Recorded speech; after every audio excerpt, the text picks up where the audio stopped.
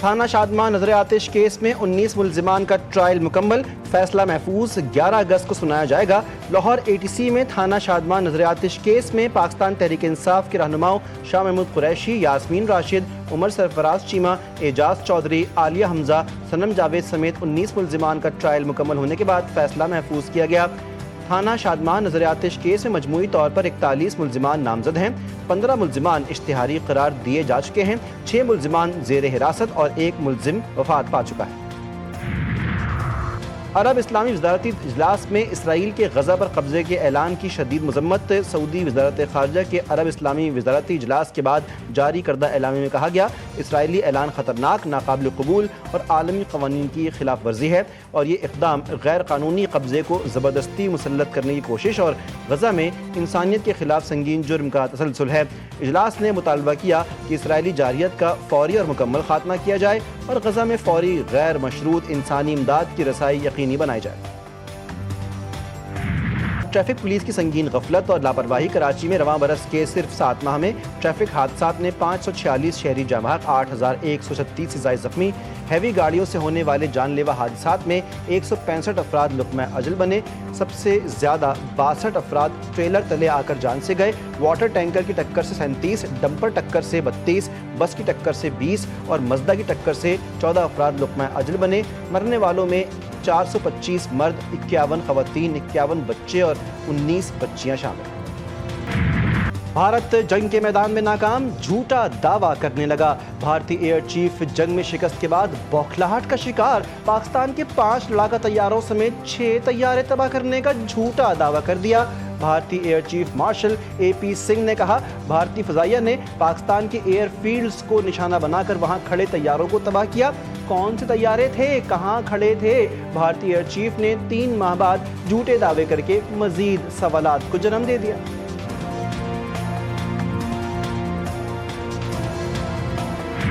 پاکستان کا بھارت کو طیاروں کے ذخیرے کی آزادانہ تصدیق کروانے کا چیلنج۔ وزیر دفاع خواجہ محمد آصف نے بھارتی ایئر چیف کا دعویٰ مسترد کر دیا۔ کہا، کسی ایک بھی پاکستانی طیارے کو بھارت نے نہ مار گرایا ہے اور نہ ہی تباہ کیا ہے۔ سربراہ، بھارتی ایئر فورس کے تاخیری دعوے غیر معقول ہیں۔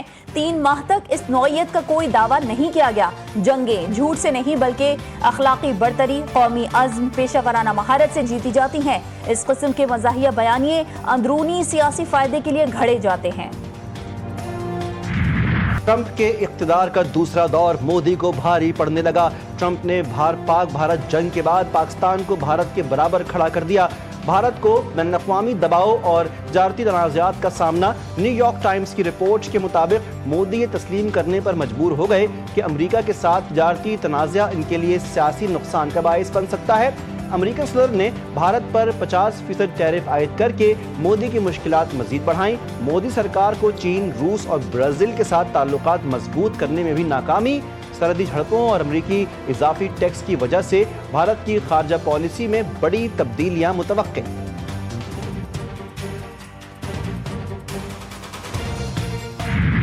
سیکیورٹی فورسز نے دشمن کے عزائم خاک میں ملا دیے۔ پاک افغان سرحد پر دلرینا کارروائیاں، بھارتی سہولت کاروں کی شرپستی کی سازش بے نقاب۔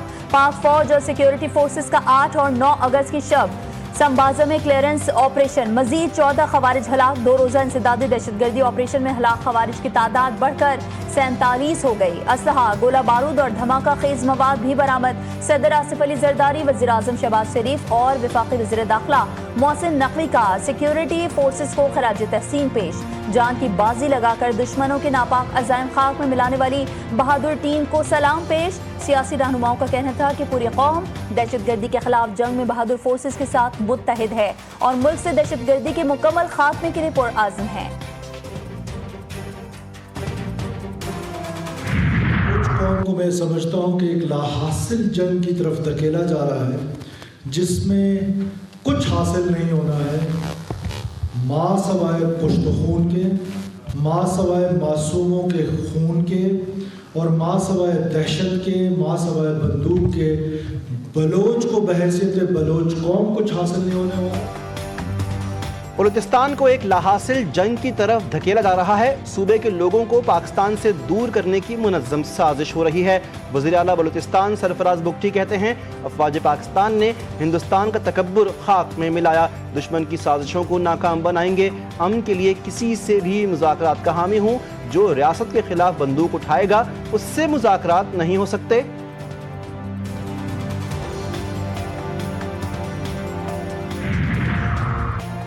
وزیر اعظم شہباز شریف سے پاکستان میں تعینات سعودی عرب کے سفیر نواف بن سعید المالکی کی ملاقات میں خطے کی حالیہ پیش رفت پر بھی تبادلہ خیال۔ سعودی سفیر نے سرمایہ کاری فورم میں شرکت کا دعوت نامہ پیش کیا۔ شہباز شریف نے دعوت قبول کر لی۔ وزیر اعظم کا خادم حرمین شریفین اور ولی عہد کے لیے نیک خواہشات کا اظہار۔ امریکی صدر کا پھر پاک بھارت جنگ رکوانے کا ذکر۔ ڈونلڈ ٹرمپ نے کہا کہ دونوں ایٹمی ملکوں میں جنگ میں نے رکوائی، دونوں کی لڑائی نہیں، تجارت کرو کا مشورہ دیا۔ آذربائیجان اور آرمینیا میں جنگ بندی کا کریڈٹ بھی لے لیا۔ دونوں ملکوں کے درمیان معاہدے پر دستخط۔ امریکی صدر نے کہا کہ آذربائیجان اور آرمینیا تجارت اور معیشت کو ترجیح دیں گے۔ توانائی، تجارت اور ٹیکنالوجی میں دو طرفہ معاہدہ ہوگا۔ میں جنگیں نہیں چاہتا، امن اور تجارت چاہتا ہوں۔ وزیر اعظم کی ٹرمپ کی عالمی امن کے فروغ میں کردار کی تعریف۔ آذربائیجان اور آرمینیا کے درمیان تاریخی امن معاہدے کا بھرپور خیر مقدم۔ شہباز شریف کا خطے میں دیرینہ تنازعات کے خاتمے، استحکام، ترقی اور تعاون کے نئے دور کے آغاز پر زور۔ وزیر دفاع خواجہ محمد آصف نے ایکس پر پیغام میں کہا پاک بھارت جنگ بندی بھی صدر ٹرمپ کی کوششوں سے ممکن ہوئی۔ ٹرمپ کی کوششیں تاریخی اور انسانیت کی خدمت کے مترادف ہیں۔ امید ہے صدر ٹرمپ فلسطین میں بھی تاریخی کردار ادا کریں گے۔ غزہ میں معصوم فلسطینی صدر ٹرمپ کی مداخلت کے منتظر ہیں۔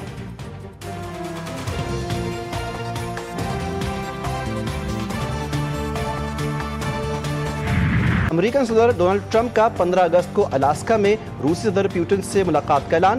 ڈونلڈ ٹرمپ نے اشارہ دیا کسی بھی امن معاہدے میں متنازع طور پر زمین کا تبادلہ شامل ہو سکتا ہے۔ یہ اعلان ایسے وقت میں آیا جب روس کو جنگ بندی پر آمادہ کرنے کی ٹرمپ کی دی گئی ڈیڈ لائن بغیر کسی نئے معاہدے ختم ہو گئی۔ پیوٹن نے کہا کہ معاہدے کے لیے یوکرین کو علاقے چھوڑنے ہوں گے۔